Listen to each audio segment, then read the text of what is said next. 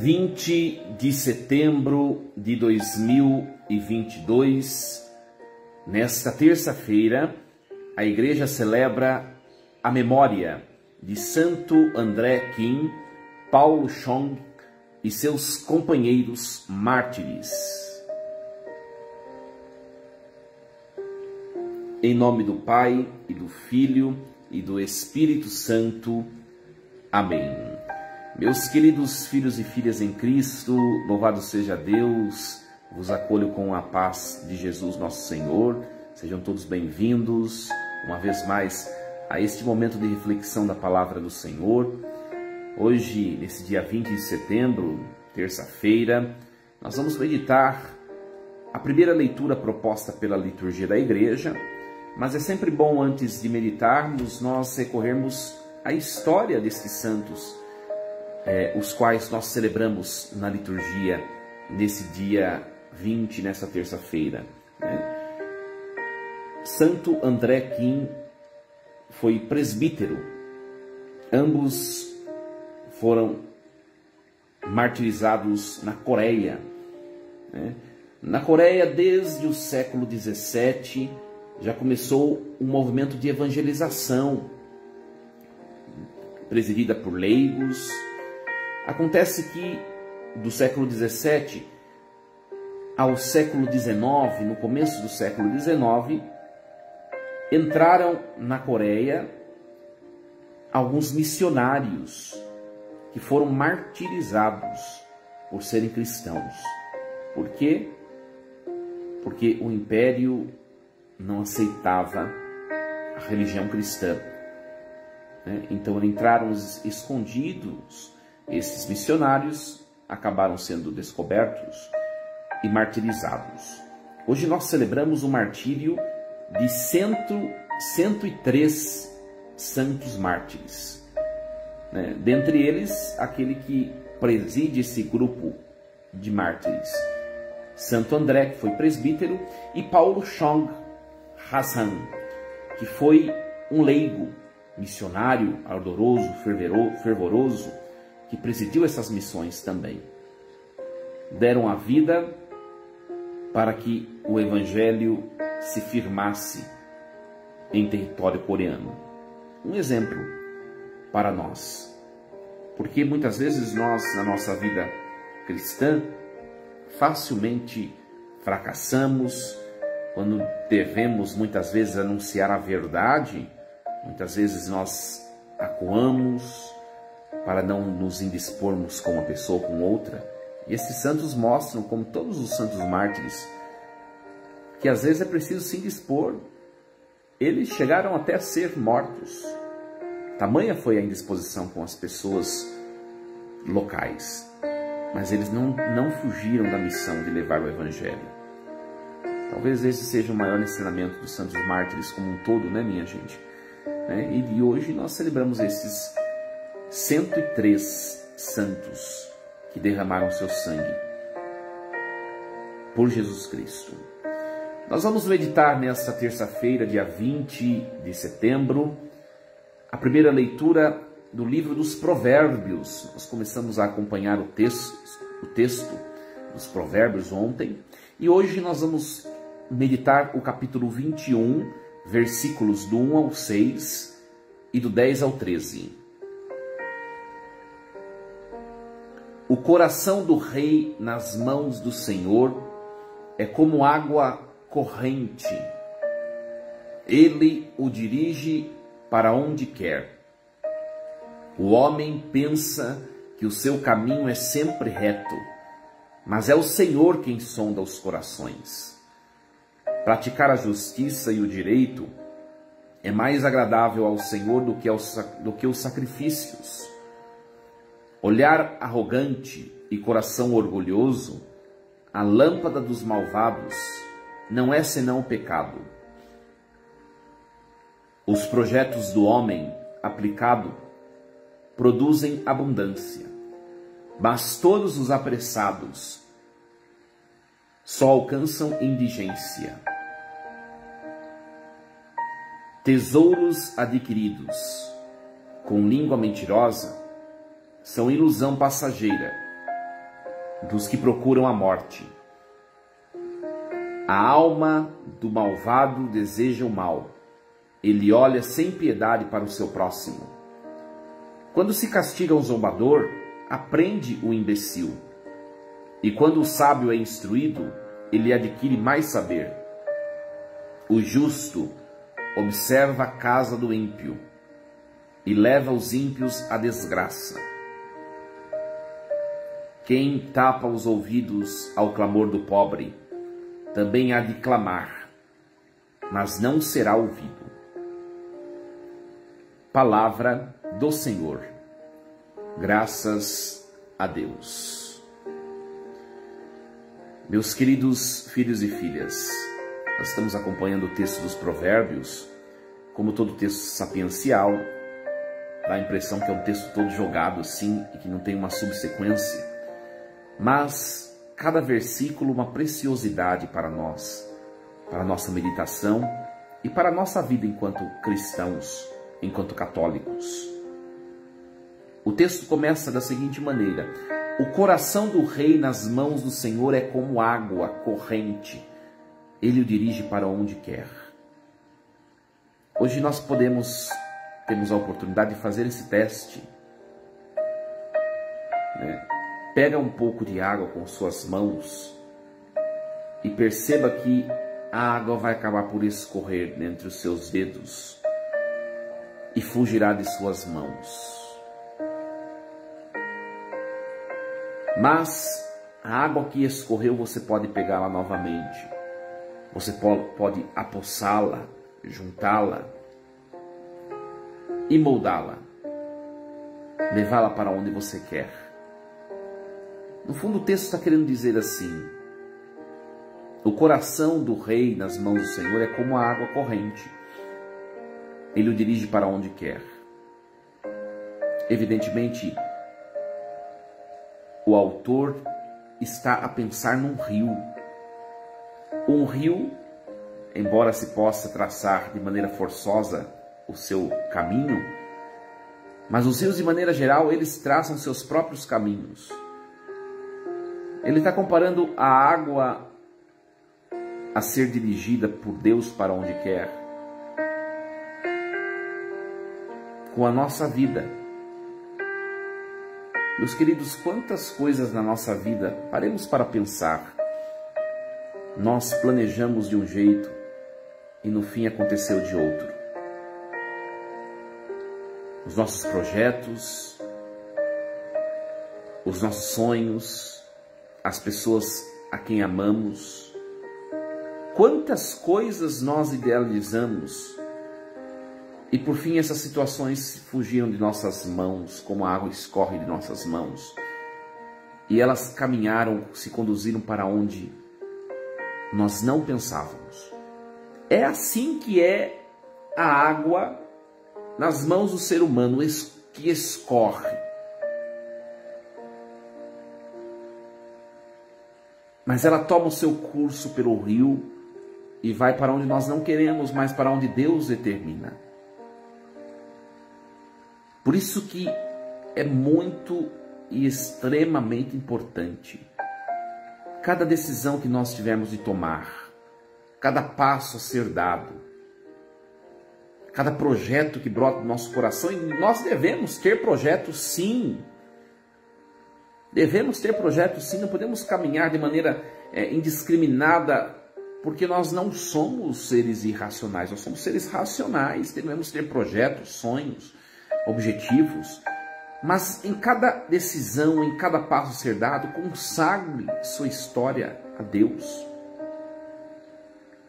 Consagre o que você tem a caminhar a Deus. Surgiu uma nova situação na minha vida que eu preciso enfrentar, ou na minha família. Situações, sobretudo, de enfermidades, de morte, situações econômico-financeiras, eu não sei, diversas.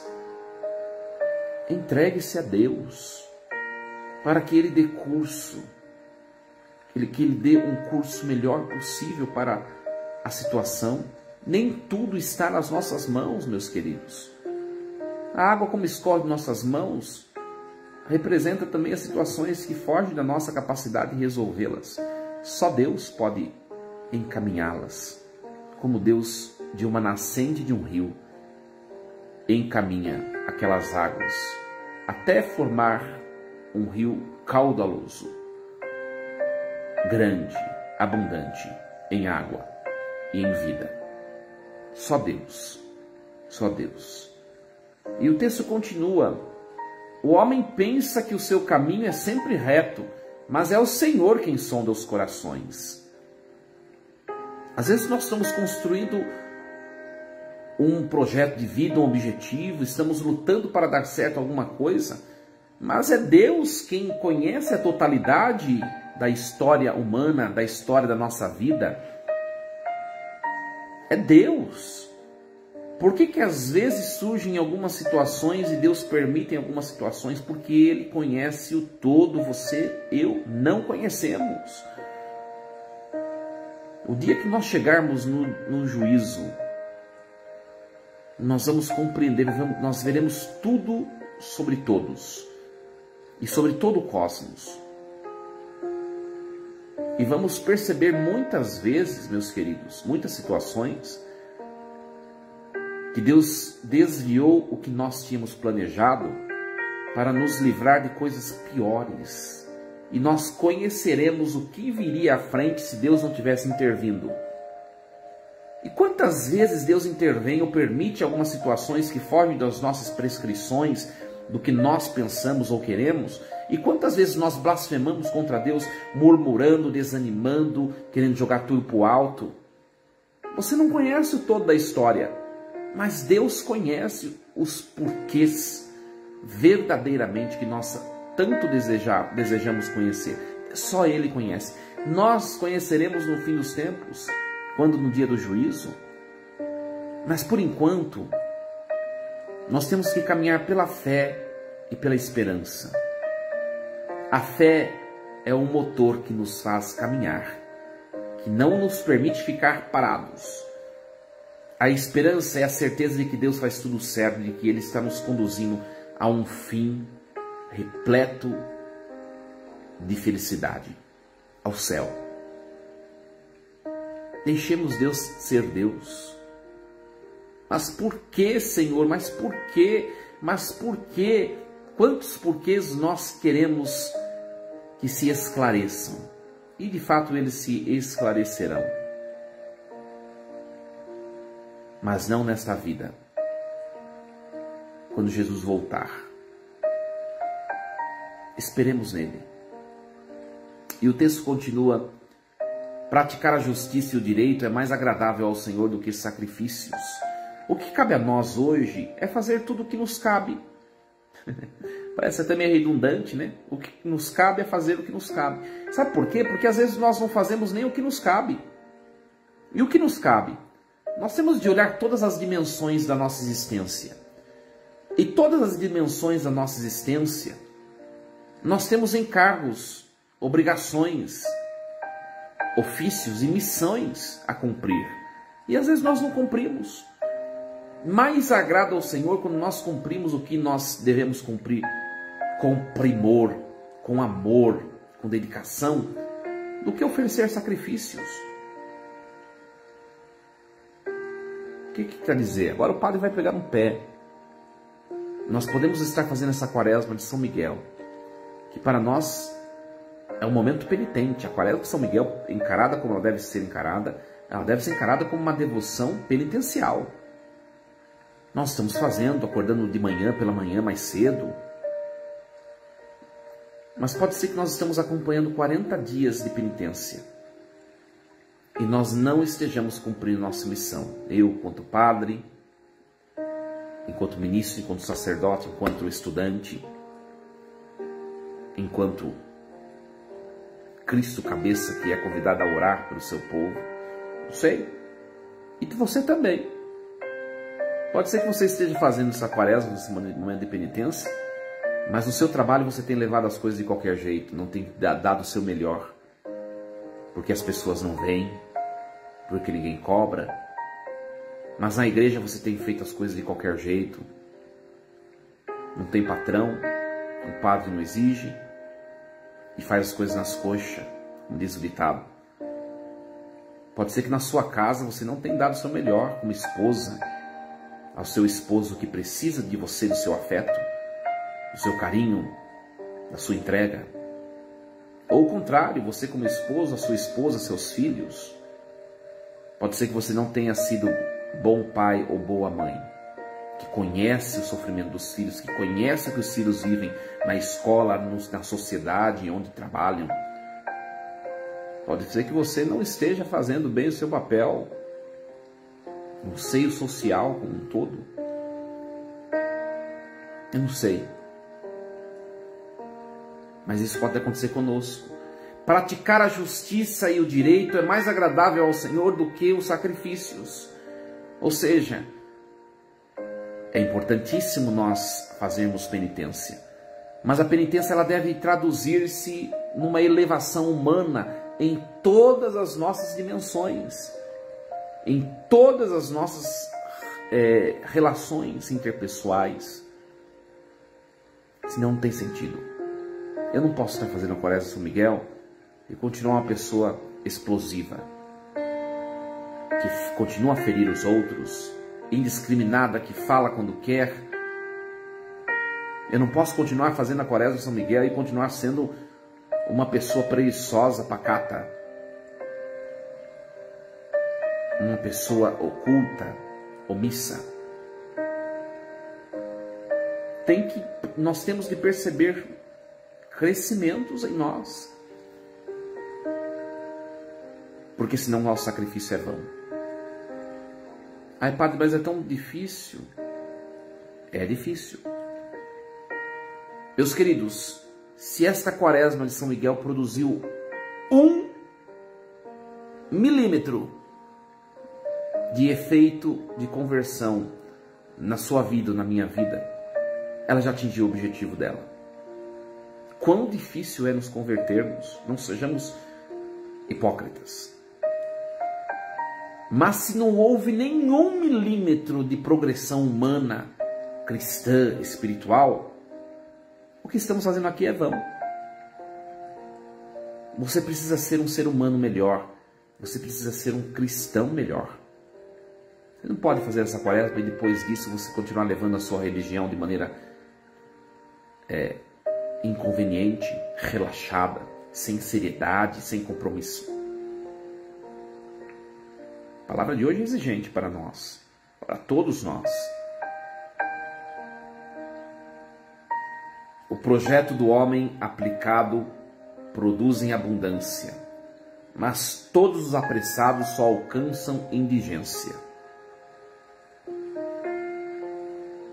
Ou seja, quando a gente faz um projeto, ou a gente aprecia um projeto de Deus, nós conquistamos abundância. Quando nós somos apressados, nós alcançamos indigência. A pressa, nos diz bem o ditado, é inimiga da perfeição. Deus tem um projeto para mim, para você, e nós não compreendemos ainda na totalidade esse projeto. Por isso é necessária a virtude teologal da esperança, para esperarmos em Deus até conquistarmos pela fé o que Deus tem para nós. Ora, quantas vezes nós queremos as coisas para ontem? E nem tudo depende de nós. E aí nós vivemos numa angústia. Eu preciso disso. Aí eu tenho que acontecer isso na minha vida. Aí não sei o que. E vive numa angústia interior. Por quê? Porque não tenho a virtude da esperança. A pressa, olha o que diz o texto. Os apressados alcançam indigência. E os projetos do homem aplicado produzem abundância. Entre na vontade no projeto de Deus. Lembra da água que o padre começou a comparar com o primeiro versículo? Deixa Deus te conduzir como Ele conduz a água de uma nascente até formar um rio caudaloso. Deixemos Deus. Nós temos de ter projetos, meus queridos. O próprio texto diz: os projetos do homem, quando são aplicados, ou seja, quando são firmados em Deus, eles produzem abundância. O padre está falando de um lado, né? que às vezes a gente tem projetos e a gente se torna inflexível. Às vezes nossos projetos não são de Deus, né? Nós temos que fazer o discernimento sempre. Espere em Deus, as coisas não se cumprem quando você quer, mas quando elas devem acontecer. Nem tudo vai acontecer quando você pensa que deve. Mas existe também o contrário, né? Tem gente que caminha igual um burro, né? Vai caminhando desordenadamente, não tem sonhos, não tem projetos. Um ser humano assim também é um perigo para si próprio e para o próximo. Tem muita gente acomodada, preguiçosa, que não tem projetos para a sua vida, também é um problema. O texto diz: os projetos do homem, quando são aplicados em Deus, eles produzem abundância. É para ter projeto, é para ter sonhos, mas não é para ter pressa, porque Deus cumpre quando Ele quer. Então os extremos consistem de um perigo na vida humana. Tanto a extrema preguiça, sabe aquela pessoa que não tem perspectiva de vida, que vive aquela vida da mesma coisa sempre, e não tem sonhos, e não tem... Isso é um perigo. Mas também o outro extremo, que é quando eu tenho um monte de projetos, eu quero que se cumpra do meu jeito, também é um perigo. Não, tenhamos projetos e estejamos nas mãos do Criador. Nas mãos do Criador.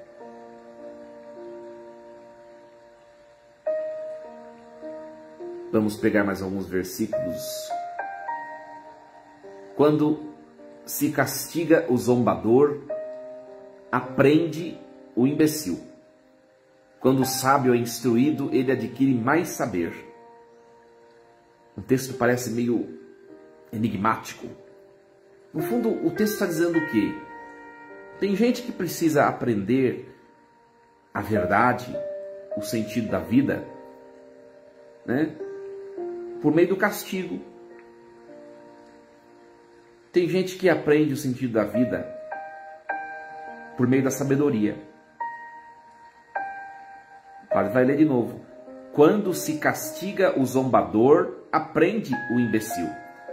E quando o sábio é instruído, ele adquire mais saber. Uma coisa é certa, meus queridos.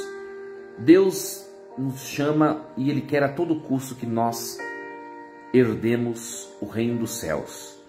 Deus não quer ninguém no inferno. Então Ele vai, enquanto nós estivermos neste mundo aqui é a possibilidade de irmos para o céu. Enquanto nós estivermos aqui, Deus vai fazer de tudo para nós voltarmos para o caminho que leva para o céu. E é um caminho só. E é estreito este caminho. Então Ele vai fazer de tudo, nem que seja necessário provocar um mal aparente nesta vida, para que na outra nós tenhamos o céu. É aquele velho ditado, né? Aquele velho ditado: não vai para Deus no amor, vai pela dor. Ou seja, Deus vai fazer de tudo para nos perseguir. Que não seja pelo castigo, mas que seja pela sabedoria, porque nós conhecemos o caminho.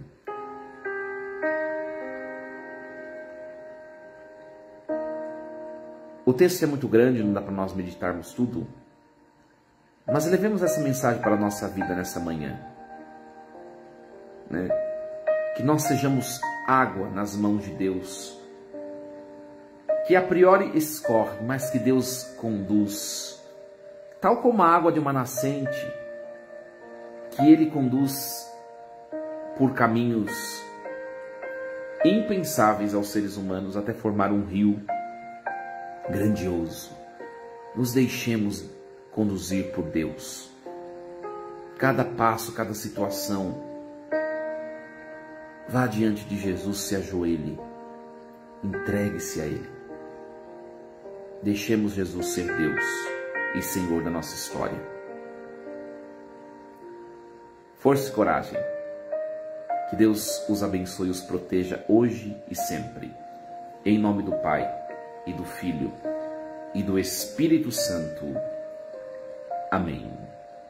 Meus queridos, uma vez mais, você que me acompanha nas redes sociais, na reflexão diária, na palavra de motivação e nas diversas postagens. Peço que entre no YouTube e se inscreva em meu canal, até atingirmos pelo menos 1000 pessoas, né? Não tenho grandes pretensões de milhões de seguidores, mas somente para realizarmos o nosso trabalho, para que possamos fazer transmissões ao vivo pelo YouTube. Nós precisamos de 1000 pessoas no mínimo. Então, nos ajude. Entre no YouTube, se inscreva em nosso canal. Do ladinho tem um sininho, clique no sininho, clique todas, para que você possa receber todas as notificações. E assim nós conseguiremos evangelizar, levar a boa nova. O nosso objetivo não é levar uma palavra de censura, mas é levar uma palavra que humaniza, que faz as pessoas melhores, que faz das pessoas amantes de Deus, se sintam amadas e amem a Deus. Esse é o nosso objetivo. Louvado seja Deus. E lembremos-nos sempre, meus queridos, em toda a nossa vida e nossa caminhada, que Deus está no comando de tudo.